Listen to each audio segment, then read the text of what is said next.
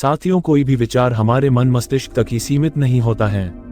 विचार एक नेटवर्क के माध्यम से यात्रा करते हैं, जिसमें कई पड़ाव होते हैं, जो हमारे शरीर में फैलता है, जो हमारे अनेक अंगों से आने वाली किसी भी सूचना के माध्यम से संसाधित होती है, और हमारा मस्तिष्क इन संकेतों को साकार रूप में बदल देता है, जिसे सोच कहा जाता है।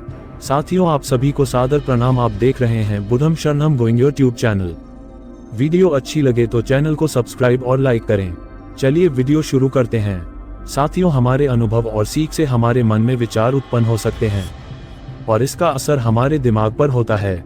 इस प्रक्रिया में भिन्न भिन्न कारण हो सकते हैं, जैसे मौजूदा भावनाएं, अनुभव और सोच का प्रभाव, लेकिन फिर भी यह साफ नहीं है कि एक ही जगह से विचार आते हैं। साथियों, हमारा मन बहुत चंचल है।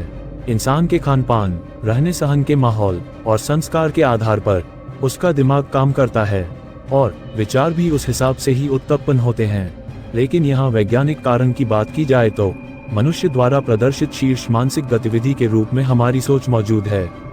सभी मानव उपलब्धियों और उन्नति हमारे विचार के परिणामों से आती हैं। मानव सभ्यता, ज्ञान, विज्ञान और प्रौद्योगिकी सोच प्रक्रिया से उत्पन्न होती है। विचार और गतिविधि हमारे मन मस्तिष्क का महत्वपूर्ण हिस्सा हैं। मनुष्य सामान्य रूप से एक गतिविधि करने से पहले अपने दिमाग में एक क्रिया करता है। मस्तिष्क का प्राथमिक निर्माण तत्व हमारे मस्तिष्क की कोशिकाओं से शुरू होता है, जिसे न्यूरॉन्स के रूप में जाना जाता है। मस्तिष्क में रासायनिक प्रक्रियाएं न्यूरॉन्स के माध्यम से संदेश भेजती हैं, जो सोच के साथ मानसिक प्रक्रियाओं को निर्धारित करती हैं। हमारे शरीर में 5 इंद्रियां दृष्टि, स्वाद, गंध, स्पर्श और श्रवण हैं। सभी इंद्रियां मस्तिष्क में केंद्रीय प्रक्रिया में जानकारी वापस लाती हैं, और हमारी भावनाएं जैसे रोने, हंसने और उदासी जैसे कार्यों का उत्पादन करके मानवीय सोच पर प्रभाव डालती हैं, जो संवेदी जानकारी को संशोधित करती हैं। हमने जो भी दुनिया बनाई है वह हमारी इसी सोच का ही एक नतीजा भर है। इसे हमारी सोच को बदले बिना नहीं बदला जा सकता है।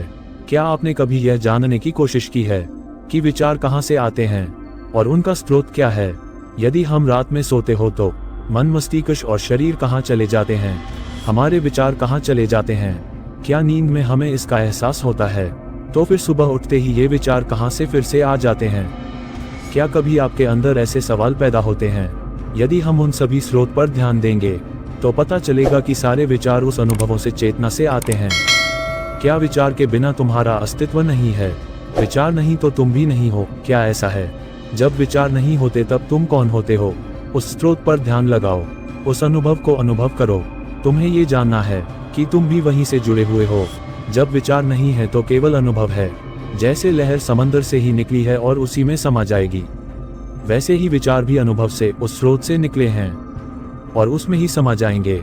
हमारे विचारों को भी उस अनुभव में समा जाना है, मगर अपने आप को अलग मानने वाले विचार विलीन होने से डरते हैं, क्योंकि उन विचारों का अस्तित्व खत्म होने लगता है और यह विचार हमेशा बने रहना चाहते हैं।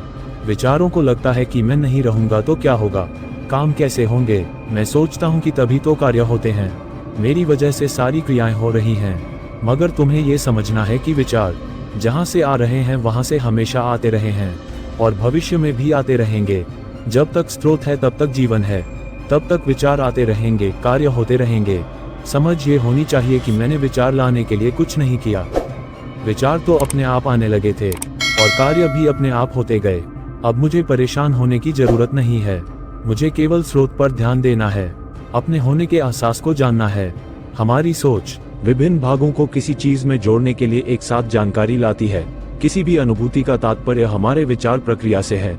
इंद्रियों द्वारा कथित तथ्यों और साक्ष्यों को लेना और निष्कर्ष निकालने की सोच के साथ संयोजन करना सीखने से व्यक्ति को सोचने में मदद मिलती है। मनुष्य अनुभवों, अमूर्त विचारों और कटौती को शामिल करने के साथ एक परीक्षण और त्रुटि प्रक्रिया का उपयोग करना सीखता है।